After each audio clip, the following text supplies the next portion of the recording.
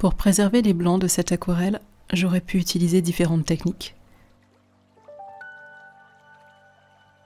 J'aurais pu utiliser une technique de masquage, comme le liquide ou le ruban de masquage, la cire ou bien même de la pâte adhésive.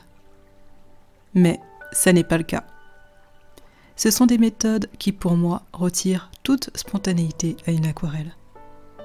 Les démarcations qu'elles laissent sont difficiles à estomper. En plus de ne pas être esthétiques, elles manquent cruellement de naturel. Il est très facile de distinguer l'utilisation d'une technique de masquage. Cela ressort assez nettement, même lorsque les contours ont été adoucis. Bien entendu, ces méthodes de masquage peuvent se révéler utiles dans un certain type de peinture, comme le portrait de précision par exemple. Elles permettent aussi de rassurer celui qui débute. Cela lui permet de faire abstraction de l'une des difficultés majeures en aquarelle, la préservation des blancs. J'aurais pu éviter les zones blanches en contournant mon sujet, mais ça n'est pas le cas. Peignant principalement dans l'humide, je trouve cette méthode peu efficace et le rendu bien trop illustratif à mon goût. Par contre, ce que je n'aurais surtout pas fait, c'est de gratter mon papier avec un cutter ou autre objet pointu. Cette solution que je qualifierais de dernière chance est bien trop agressive et risquerait de trouer mon papier. Pour peindre mon aquarelle, j'ai utilisé la technique de l'essuyage. Avec un pinceau doux, je viens balayer les pigments en suspension. Dans l'humide, c'est une technique qui est redoutablement efficace pour révéler les blancs. J'apprécie aussi de faire couler un filet d'eau afin de créer une texture fluide, ou bien pour effacer un effet indésirable. Contrairement à la technique de l'humide sur sec, le travail dans l'humide autorise plus facilement le repentir. Dans cette aquarelle, j'ai usé et abusé des auréoles volontaires. J'adore cet effet de matière qui se forme sans être peinte.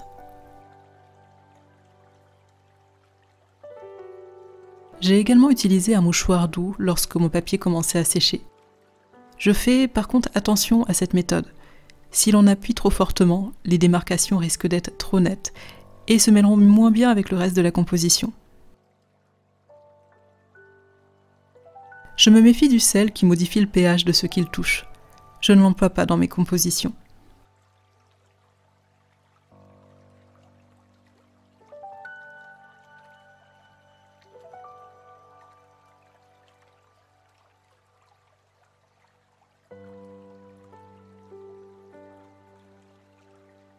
Dans l'humide, j'ai le temps de travailler mes pigments, de les repousser, d'ouvrir les blancs, de peindre.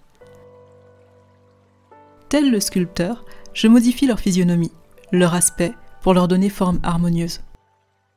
Je joue avec l'eau, mon ami, et essaye d'anticiper ses réactions. Je m'amuse des surprises qu'elle me réserve et les accueille à bras ouverts. Il n'y a rien de pire que de contrarier le flux naturel de l'eau.